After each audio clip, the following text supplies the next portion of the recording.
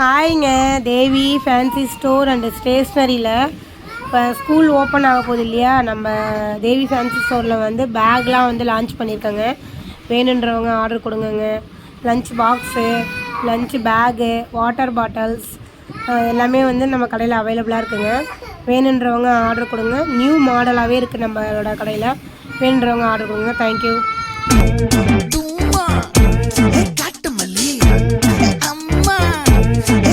மல்லி கும்மா பாச்ச மல்லி என் கனிமா